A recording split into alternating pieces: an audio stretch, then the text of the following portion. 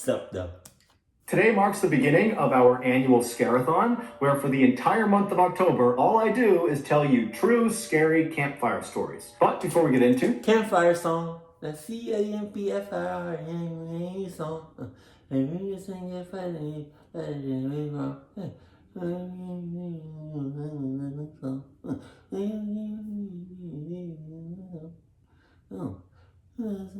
Squidward. Patrick. CFF.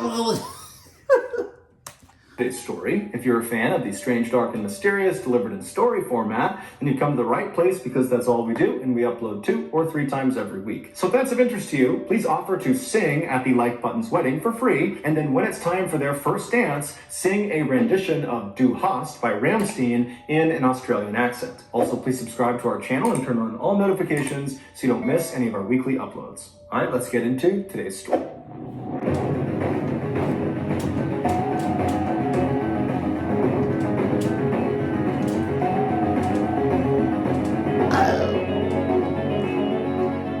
In June of 2019, an 18-year-old girl named Bella wrapped up her first year in college and headed home for the summer. Her family lived just outside of this small town. Oh my God.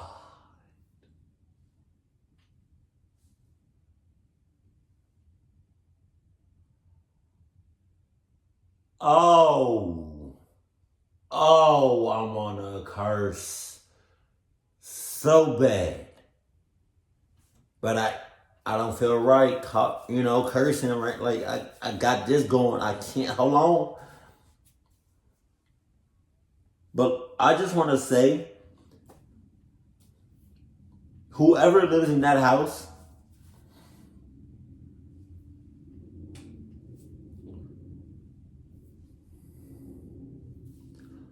I don't got nothing to say to you. In France that was tucked up in the mountains and surrounded by this huge forest. And so growing up, Bella spent a lot of her time out in this forest, either by herself or with her father or other members of her family. And so she knew the forest like the back of her hand. Her favorite place to go... So what? So what? It's the forest. So what? So what if you know it like the back of your hand? Would you? So what if you know it like the back of your hand? What you talking about? What you talking about? Who you talking to? What you talking about? What you talking about? What you talking about? What you talking about, Alice? Huh? Alice. What you talking about? I don't know if that's her name. That's the first name that popped into my head. Alice. What you talking about? It's a forest. It's a forest, Alice. What you... This forest was the man-made lake that sat kind of at the center of this forest. It wasn't huge, but it was a beautiful view, it was very peaceful, and so she liked going out there. The way she would get to it is she would leave her house, she would hop in her car, she would drive a couple of miles down the road, and she would pull off into the shoulder of this road, and there was no signage that said this was the pull-off to get to the man-made lake. This was an area that she and her family had discovered, that there was this particular trail you could take. And so she would pull off at this shoulder, she would get out, and she would turn away from the road and just walk directly into the trees, which butted right up against the road. And very quickly, after walking into the woods, after going through some thick underbrush, she would reach this kind of clearing and she would see up ahead this little stream. And off to the left side of this stream is what looked like this kind of beaten up little footpath, but actually what it was an animal trail. So animals just kind of made their way around this area all the time, and so it kind of carved out a path. And so Bella would walk down to this animal path, and she would walk along the path that kind of went parallel with the stream, and she would walk for maybe 15 or 20 minutes until this animal path veered hard to the left, kind of went away from the stream. At that point, Bella would abandon the animal path and just continue walking along this stream, both stepping in the stream on some rocks and standing on either side when she could. And she would follow this stream due north, just going straight into the heart of this forest for about an hour, walking at a fairly leisurely pace until the stream connected with this... Wow. You walking deep into the forest, and it's been an hour, and then some. That's deep. Pause. to west running river. And at this point, Bella would turn left facing west, and she would follow along this riverbank about 20 minutes until the river fed into the man-made lake. And so she would stay at this lake, sitting on a rock, enjoy the view, and look at the animals and listen to nature all around her. And then at some point, she would turn around and retrace her steps all the way back to her car. For reference, one leg of this journey from car to lake or from lake to car took about 2 hours. Part of the reason Bella really enjoyed being in these woods and being at this lake was because it just kind of felt like they were hers. Because up until this summer in 2019, the only other people that Bella had ever seen anywhere in this forest or near this lake were other members of her family. So it really felt very private. So in June of that year, Bella comes home from college, and almost immediately she wants to go out to the man-made lake because she hasn't been in months. She's been in school, and so she's eager to get back to some place that she kind of considered to be her happy place. So one morning she gets up early, and by herself she leaves her house, she hops in her car, she drives the couple miles down the road, she pulls off onto that shoulder, she parks her car, she hops out, she turns away from the road, she walks into the forest, she finds the stream and starts walking along that animal path right to the side of the stream. She walks for a few minutes until she reaches the point where the trail kind of cuts to the left, and she just stays on the stream and is just continuing walking along the stream. And about 30 minutes later, when she was maybe 1 or 2 miles short of the east-west running river, she hears a bell somewhere off in the distance, way out in front of her. Hell nah! Hell nah! Hell nah! Nope! No! You nah! Hell no! No! No! No! No! I refuse! I refuse! I rebuke it! No! That's tough! No! But that's me. Alice, on the other hand, out towards the river. It sounds just like a chime, a single chime.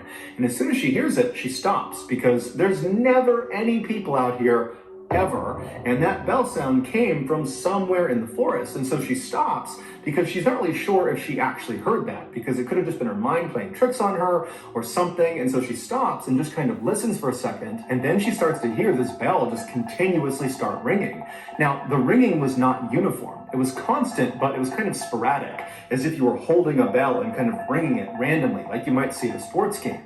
And so she's thinking to herself, is there a dog that got lost somewhere up ahead and it's got a bell on its collar, and that's the sound I'm hearing? But as she's sitting there listening to this kind of sporadic bell sound, she's thinking, that's way too loud to be some rinky-dink bell on a pet's collar. So it's got to be something more robust. Did maybe somebody have a bell inside of a box, and that box got on the river and it's floated down river and it's like crashing into rocks? She's assuming too much. She's assuming too. People, more often than not, usually when people start assuming in a collective situation, they get clucked up or come real close. She's going through these very strange scenarios in her head, but she's not concerned about the bell. She's actually pretty intrigued, and since the sound of this bell seemed to be coming from the direction she was already traveling, she decided she would just keep on walking and hopefully see whatever it was that was causing this bell sound. And so Bella just began walking along the stream again, kind of listening to this bell and thinking about what it was going to be. And after about 5 minutes of her starting to walk again, the bell just stops. It goes totally silent. And when it does, it actually kind of startles Bella because she'd been listening to it so intently. And so she stops and she's listening, kind of expecting it to go off some more, but it doesn't. All she hears are the sounds of nature all around her. Now, Bella didn't have an explanation for what this bell was or why it stopped, but she really just wasn't that worried about it. She figured there was some sort of explanation for it. There had to be. And so she just kind of shrugged and kept on walking and put her focus back on getting to the lake. About 10 or 15 minutes later, Bella was still walking along the stream. She was still maybe a half mile or a mile short of the east to west running river when she sees up ahead on the left side of the stream as she's walking, there appears to be something laying on the ground that looks like it could be an animal or a rock. She doesn't really know what it is.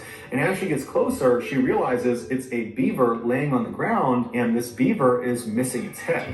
Now, this is a huge forest, and Bella would have known that, of course, there are wild animals all over the place, and so finding the body of an animal that had been attacked by another animal was not unusual. That's nature. But what did strike Bella as odd was the cut on this beaver's neck was unbelievably neat and uniform, as if its head had been very carefully removed with a very sharp knife. And the beaver's head was nowhere to be found. It certainly did not have the appearance of having its head removed from some predator and its teeth. That would have been very rough. Also, the rest of the beaver's body was intact, so whatever killed this beaver was not interested in eating the beaver. As Bella stood over this beaver and was just staring at it, she also noted that there was no smell. Normally, when something dies, it begins to smell very quickly. It's part of the decomposition process. And so for there not to be a smell indicated to Bella that this beaver must have been killed fairly recently.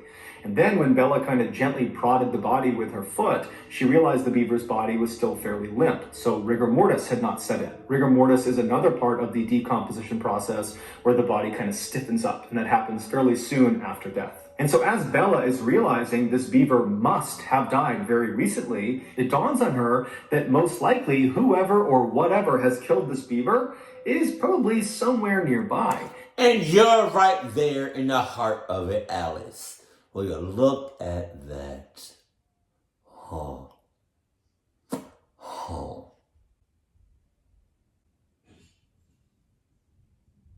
You know where I would be? Not out there. And Bella can't help but connect this dead beaver to that bell she was hearing earlier, which before meant nothing, but considering the bell was roughly coming from the same area where this beaver has now been found, it made her uneasy. And so Bella found herself whipping her head around, looking out into the trees, seeing if, there's some person, a hunter or somebody that would kind of explain what was going on, but there was nothing. And so Bella felt herself starting to panic a little bit, but then she stopped herself and said, "Calm down, it's broad daylight. I have been coming to these woods for years and years. I've never seen another person. I've never encountered some predatory animal. I'm sure everything is perfectly fine. I got nothing to worry about." And so she stepped over the beaver and kept on walking. Bella would eventually reach the east-west running river. She would turn left and walk for 20 minutes alongside this river. She'd reach the man-made lake. She enjoyed the beautiful view and the scenery, and then at some point she turned around and began retracing her footsteps. She walked past the beaver on the ground all the way back to her car, and she went home. A week later, Bella was sitting around. I feel like something or somebody's watching her. And I felt like that beaver was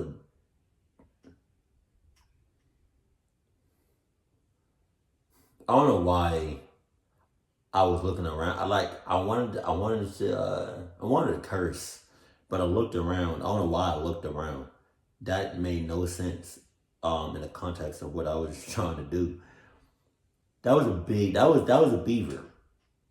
That right there, what she encountered was a big clucking red flag, and it just went over her head.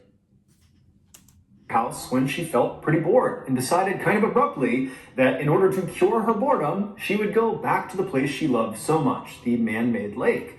And so she told her parents where she was going, and then she left the house, hopped in her car, drove to the pull-off, and parked and entered the woods at 6 p.m. Sunset that night was at 9 p.m., and so Bella knew this would need to be a fairly quick turnaround so she didn't get trapped in the woods in the dark. And so Bella finds the animal trail. She follows along the stream until the trail goes left, and she stays on the stream. She continues walking on the stream when she starts to hear the distant sound of thunder. And so she looks up into the sky through the trees, and she can see the sky is starting to get dark, but she's still a couple of hours away from sunset. And so between the thunder and the dark skies, she knows a storm is rolling in.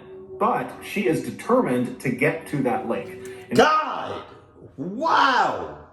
If you're so fascinated and you love that lake so clucking much, why don't you just build something out there so you can just stay out there for the rest of your life? You don't have to worry about coming back and forth, back and forth, back and forth, back and forth, back and forth, back and forth, back and forth, back and forth. You can just build something, and so you can just stay out there. Alice. Instead of, turning around and saying, okay, I'll come back another time, she just starts jogging along the stream to get there as fast as she possibly can. And almost immediately as she's jogging, the raindrops start to fall. And by the time she passes the beaver corpse on the ground, it hadn't moved, The rain was really coming down, and then about 15 minutes after the corpse, when she hit the east-west running river, that's when the rain was at a full downpour. Still, Bella turned at the river and continued west towards the man-made lake as if she was going to go all the way, but only about a minute or two into this final leg. She still had about 20 minutes to get to the lake. She stops herself and she looks at her watch and she can see it's after 8 o'clock already. And she's thinking to herself, you know, if I turn around right now, it's going to take me over an hour to get back to my car. Sun sets at 9 p.m. It's after 8 p.m. now. So already I know I'm going to have to navigate this forest at night in the dark, even if it's just for a little bit at the end. And if I go all the way to the lake and then come all the way back to the car, I'm going to be in the forest after dark for quite a while, maybe up to an hour. And she's thinking, you know, I'm confident I can do that, but it's also pouring rain, I'm cold. If I get lost, this could turn into a very bad situation. And so she ultimately decides that even though she really wants to keep going, she needs to turn around, she needs to head back. And so she turns around and she walks back up alongside this east-west running river to where the stream fed into that river. She turns and begins walking south along this stream, headed back towards the car. On her walk, because the visibility was starting to get quite bad because it was so dark, she had her head down at the ground because she didn't want to trip. She's stepping on rocks, she's stepping on muddy areas. She wants to make sure her footing is solid. And so her head is down, the rain is pounding all around her, and she's walking for about 15 minutes when all of a sudden something hits her in the top of the head. And so reflexively, she looks up and kind of puts her hands in front of her face to protect herself, and she sees what she had just run into. It was the beaver corpse. It was hanging from a string that was dangling off a branch right above her. And this beaver's head had been retrieved, and the head had been stitched onto the front paws of this beaver. And so she's looking at this beaver that's dangling from this rope. It's carrying its own head, and she's walked square into it. And her first reaction was basically to gag. She was going to vomit. She was so disgusted. And then she began frantically rubbing at her hair where this thing had made contact with her, because there could be juices from the decomposition that got on her. And then after frantically kind of patting at her head for a second, she stops and something really terrifying dawns on her. Whoever strung this beaver up to this tree and then stitched its head onto its paws, they had done that in the last 30 minutes, because 30 minutes earlier, when she was on her way in, she remembered passing the beaver carcass on the ground. She saw— I told you, Alice. You didn't want to listen to me. Now look at you. It had not moved from where it was the week before when she first saw it, and now this beaver is strung up in the tree. And so as the wheels are turning in Bella's head, she realizes that if someone has just done this, then they are probably nearby. And at this point, it's really starting to get dark. The rain is pounding all around her, and she starts whipping her head around, looking in all directions to see if there's someone out there that did this. But as she's looking— Stop! Don't do that. Just run! Halt!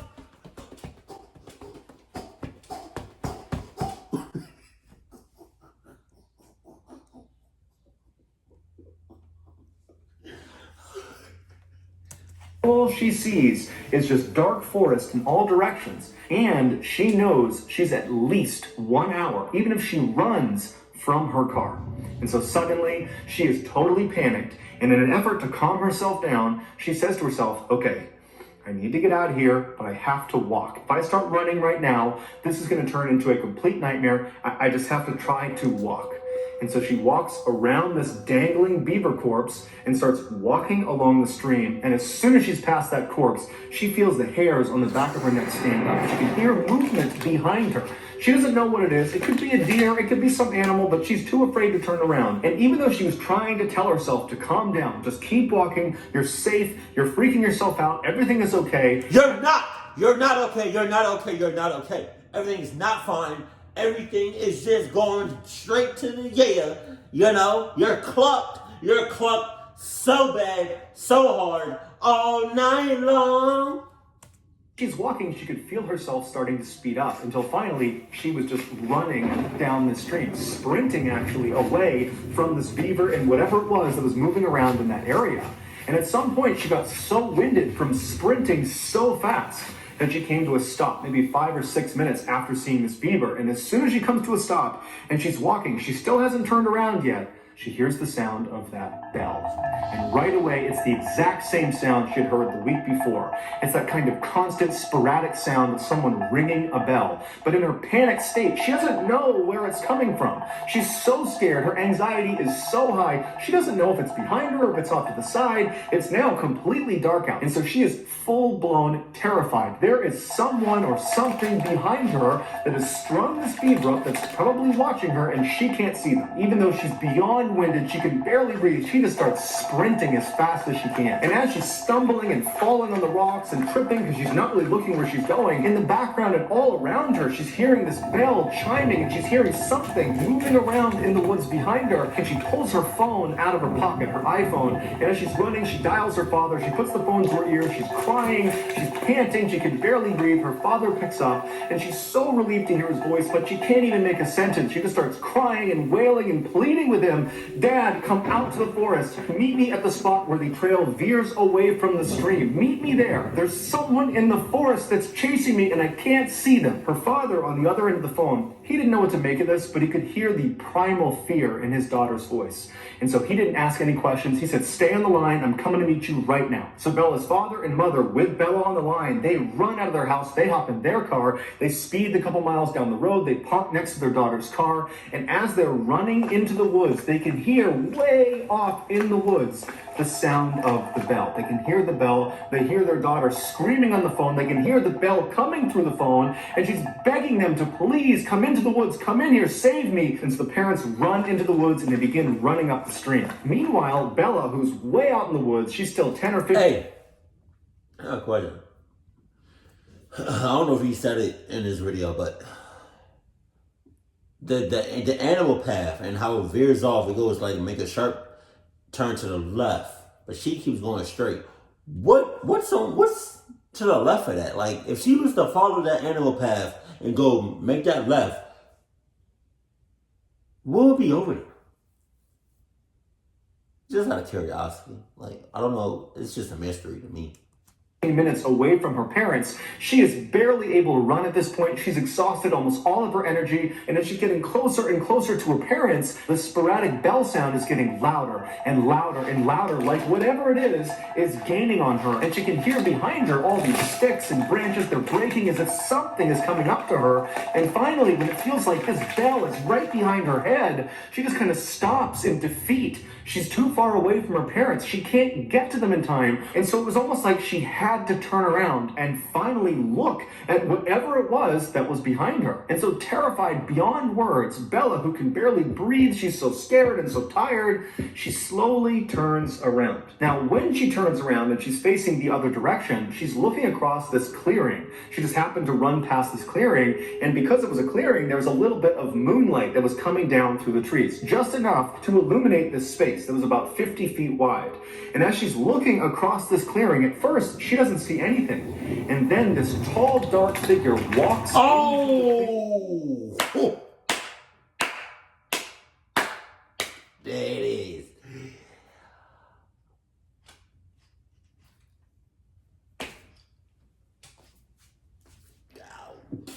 I am.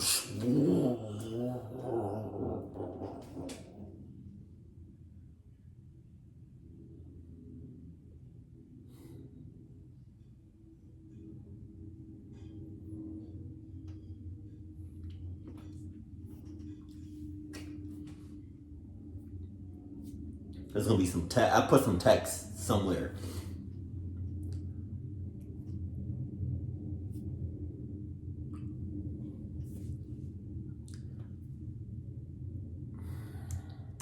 And as soon as it steps in, she can see it's got a bell at its waist. And with every step it took, it would violently ring the bell, causing the ringing sound. And so this thing starts moving into the clearing. And as Bella is staring at it, it was like time slowed down. She could not process what she was looking at. She didn't know what she was looking at. All she knew is whatever or whoever this is, they're coming straight at me. And so Bella suddenly got this unbelievable adrenaline rush. It was like her body went into autopilot to save her. And she turned around around and began sprinting faster than she had ever sprinted in her life. And as she ran, all she could hear was the sound of that bell, which she now knew represented steps this thing was taking. And so the bell was getting faster and faster and louder, and she knew it was gaining on her. And she began lying and screaming out loud that, "I'm on the phone with the police. They're right up ahead. They're going to be here any moment."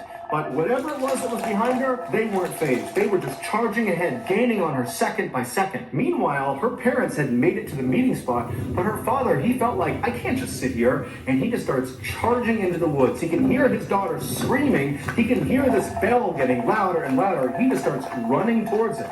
And sure enough, seconds later, he sees his daughter come bounding out of the forest, and she leaps into his arms. He just grabs her, turns around, and runs with her back to the meeting spot. He grabs his wife, and the three of them just charge out of the forest, back to the parking lot, back in their car, and they speed off. In the car, all of them are crying. They don't know what to make of what just happened. Bella's trying to describe it, but she can't. And her parents, they had been on the phone listening to their daughter screaming, and all they kept saying to each other, the parents, was, "I heard the bell. I heard the bell. I heard the bell," as if the bell confirmed their worst nightmares. That there really was someone or something out in those woods that was trying to do harm to their child. They would drive straight to the police station where Bella would file a report about what she experienced out in the forest. And then afterwards, her parents, as a precaution, took her to the hospital where she was determined to be okay, besides some bumps and bruises from falling down. The following morning, the police went out to the forest to... My butt, I'm going out there. I'm not.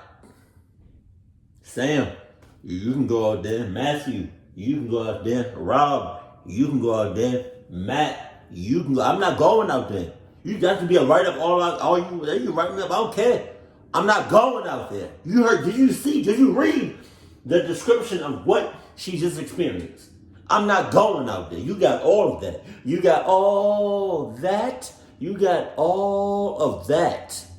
The area where Bella had explained where she had been, and they searched all along that animal foot trail and all along the stream, but they never found any sign of this dark figure with the bell. Bella would tell police that she had a handbag, and as she was running back, she dropped the bag. She remembered where she dropped it along the stream, but when the police went to that area, the bag was gone. Also, the beaver was no longer there. It was not tied up to the tree. It was not on the ground. It was gone. The only thing police found that was out of the ordinary was they found a little ways off from the stream, basically along the path that Bella would have been running on, they found a t-shirt neatly folded, placed underneath a rock. But the police and Bella and her family have no idea what that signifies. Ultimately, the police told Bella and her family that more than likely what she ran into was some kind of mentally unstable person that was living out in the woods, and perhaps when Bella came into the woods, they felt like she was on their property, and so they kind of tried to scare her off. But Bella has a hard time accepting that. She felt like, as she was running from whoever was behind her,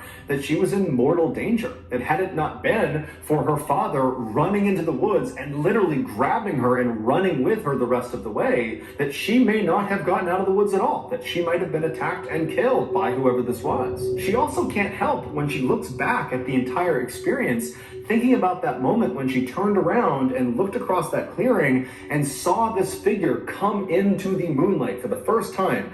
That when it came into the moonlight, the way it was moving, the steps it was taking, they weren't normal, they were abnormal. There was just something off about this thing's movement, that it didn't seem like she was looking at a person, but rather some big animal. But regardless, since her ordeal, there have been no strange sightings out in those woods. However, almost no one ever goes in those woods except for Bella and her family, and Bella and her family, they don't go in those woods anymore. So I wonder why.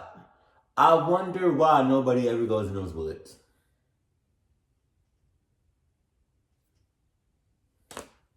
What does that guy do on Instagram? He's black, I think. Yeah, he is. But like, he does this. Like when somebody does something that's like, that doesn't, they doing the most of like, I don't know, he just does.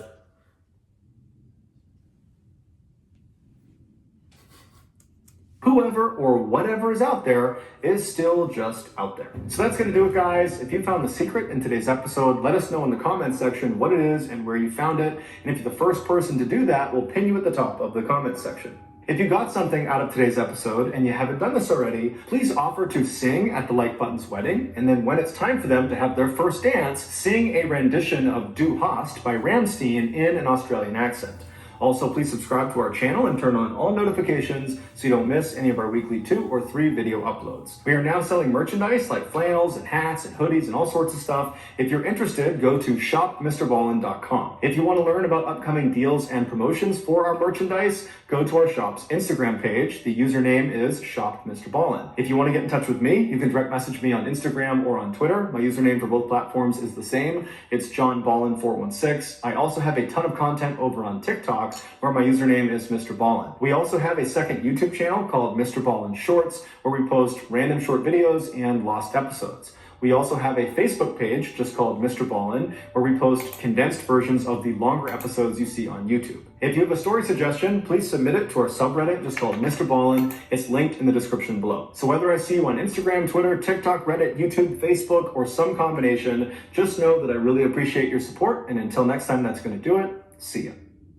Man, it would have all been avoided if she either stayed on that animal path or she would have went home when she heard the thunder.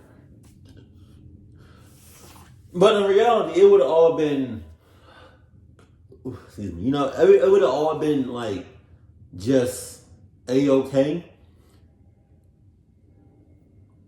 If one, she went during daylight or not at all. She had options. And you know what was going on in the back of my head? Maybe that thing that was chasing her, maybe, just maybe, that thing was giving off some cluck fumes to cluck with her head, to make her come back, to make the lake, to make the forest irresistible. I don't know. But yeah, this is one hell of a story. Jesus.